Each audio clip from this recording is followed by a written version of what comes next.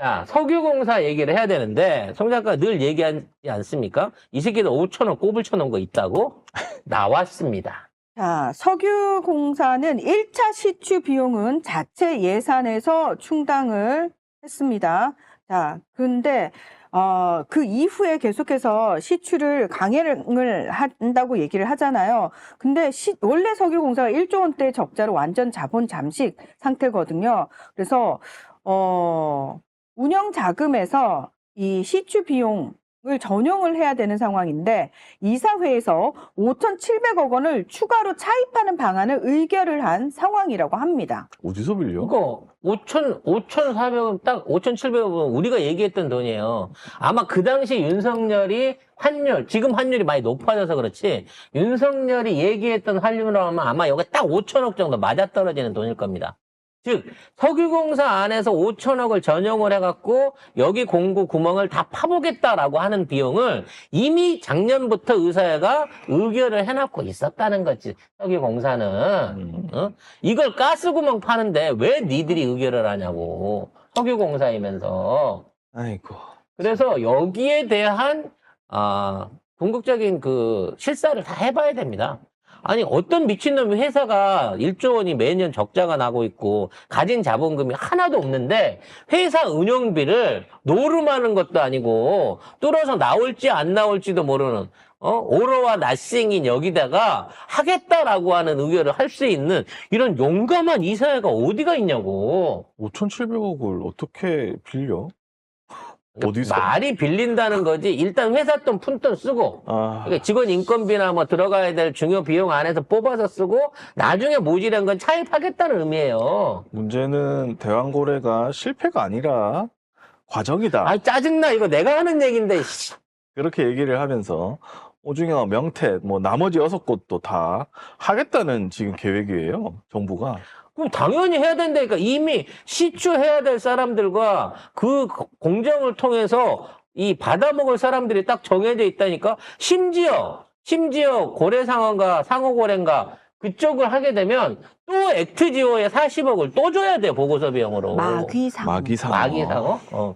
난 마귀상어라고 하는 그 실존 상어를 본 적이 없어가지고. 대왕고래는 본 적 있어요? 정말 그건 또 그러네. 말도 안 되는 소리를 하고 있어.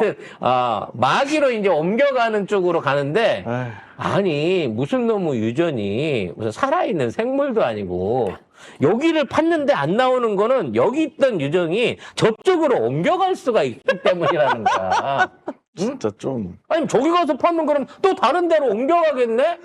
그래서 이거를 6곳 더 하면 이거 하나에 1,000억 넘잖아요. 그러니까 6천억을 쓰겠다는 거야. 5천억, 6천억을 이미 쓰기로. 그거- 약속이 돼 있는 거야? 그거 딱 5천억 집행되면 한 2,500억, 3천억은 건희한테로 들어오도록. 왜냐하면 지금 윤석열은 잡혀 들어가 있지만 건의는 밖에서 다 지시를 하고 있거든. 근데 이 관련해가지고 하승수 변호사가 이게 주가 조작이 의심된다.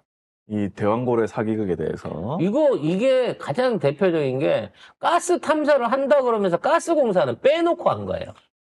이게 뭐냐면 가스공사가 근데 엄청 올랐었거든요. 그렇죠. 왜냐면 이거 나올 가능성이 있다 그러면 가스공사는 석유공사가 파주는 시추공에서 가스만 뽑아서 사업할 수 있게 만드는 겁니다. 이게 중요한 쟁점인 거예요. 가스공사를 뺀 이유는 뭐다? 여기서 가스가 안 나올 걸 알고 있기 때문에 뺀 거예요. 그것도 있지만 가스공사가 이걸 직접 파다가 안 나오면 안 나올 수도 있잖아요 라는 게 주가가 떨어지는데 가스공사는 손 안 대고 코 푸는 거야. 왜? 석유공사가 파주니까.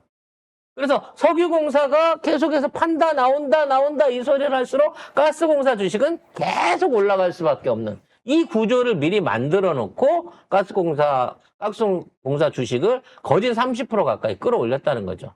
대왕고래 사업 발표 당시에 한국가스공사 주가가 29.87% 급등.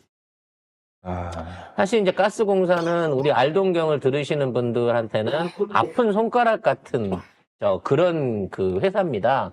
왜냐하면 초창기 송 작가가 강력하게 추천했던 주식이거든요. 그렇죠. 그것 중에 네. 하나죠. 근데 왜 그때 가스공사를 추천하는 뭐 가스가 돼서 그런 게 아니라 러시아에서 내려오는 천연가스를 갖고 이 북한에다가 가스 발전소를 지어줄 거다.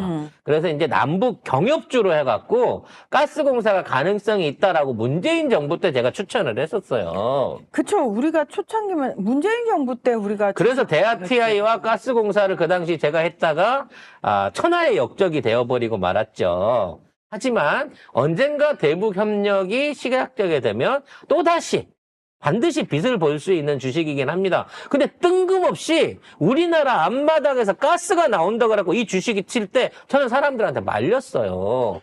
안 나온다. 대한민국 유정 구조상 뭐 이마만한 가스가 매장돼 있다 그러면 딴 나라가 그걸 포기하고 가겠느냐라고 바지끄레기를 잡고 사지 말라 그랬는데 그때는 이제 너무 손해보신 분들이 본전을 회복하는 과정에 들어서서 저도 심하게 비판을 못했습니다만 이거는 분명히 사전에 이러한 발표가 있기 전에 가스공사 주식을 대량으로 매집한 세력이 있는지 누가 있는지 확인을 해봐야 됩니다. 그거 확인해봐야 돼. 저는 홍콩에 있는 회사가 사지 않았으면 국내에 있는 뭐 자본이나 또는 증권사가 이걸 집중적으로 사들였을 거라고 짐작이 가거든요. 아니, 그리고 주가 조작하면 생각나는 이름 몇몇 있잖아요. 이종호라든지 브렉펄 인버스트먼트 아직도 있거든요. 홍콩에 있는 코바나 컨텐츠 지점이라든지 뭐 이런 데서 집중적으로 가스공사 주식을 움직이지도 않고 잘 오르지도 않는 주식을 집중 매입한 게 아니었냐라는 생각이 듭니다. 네. 아무튼 요거는 또 찾아봐야 될 거고요. 무인기 얘기 또 마지막으로 하고 끝내도록 하겠습니다.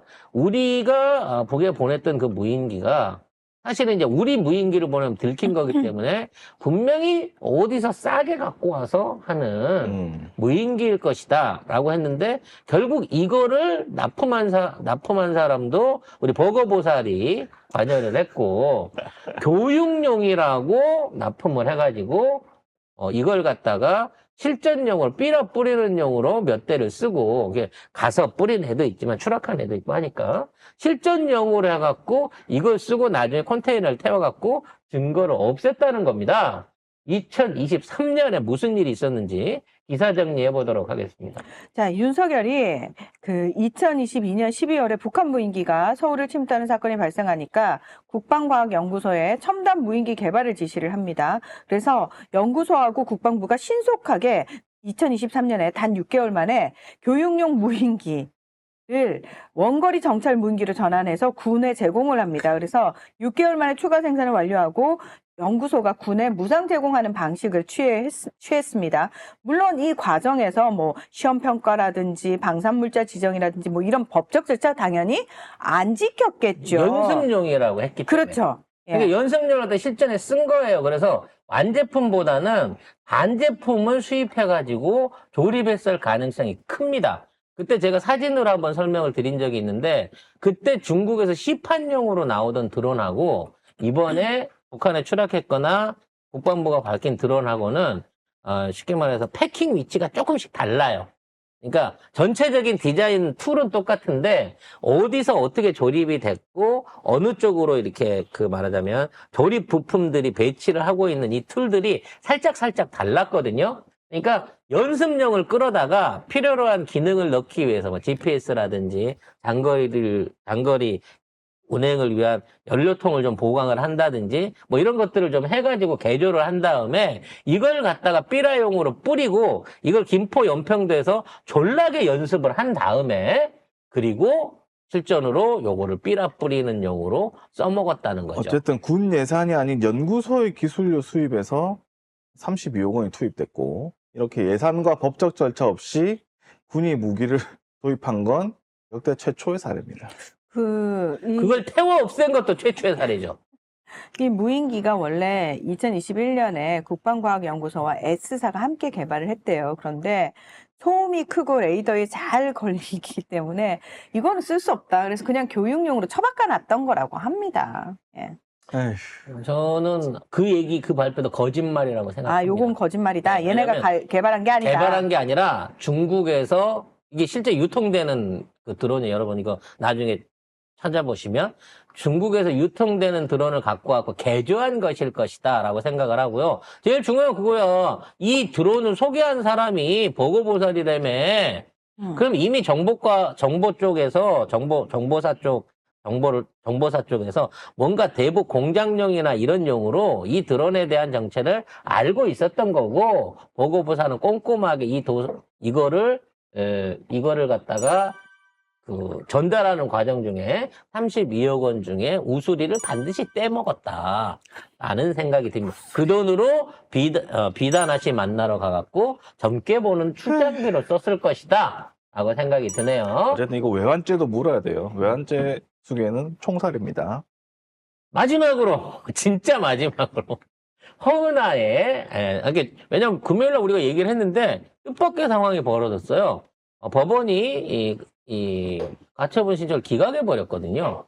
그러니까 허은하가 옥새 들고 나르샤를 옛날에 우리 무대 아저씨가 했었던 옥새 들고 나르샤를 시전하셨습니다. 근데 그분은 3월 만에 돌아오셨지만 이 언니는 아마도 이 옥새를 잊어버리지 않을까라는 생각이 드네요.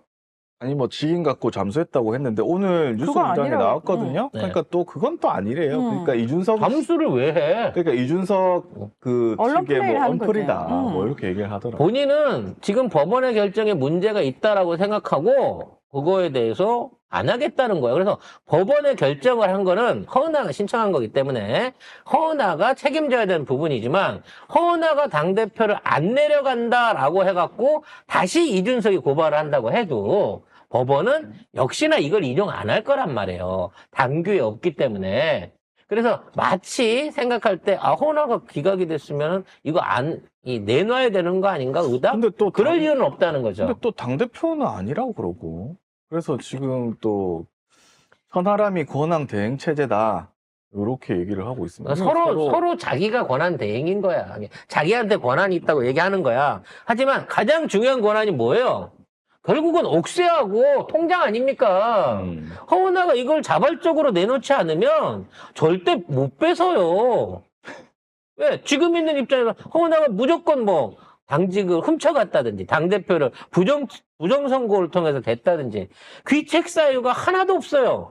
당원 투표를 하고 당대표 뺄 수 있다? 허은하는 그런 규정 없다고 주장하고 있습니다. 허은하는 즉시 항고하겠다. 이렇게 얘기했습니다. 따라서 허은하는 선관위만 기다리는 거예요. 선관위한테 이거 정치자금법 수사해 주세요.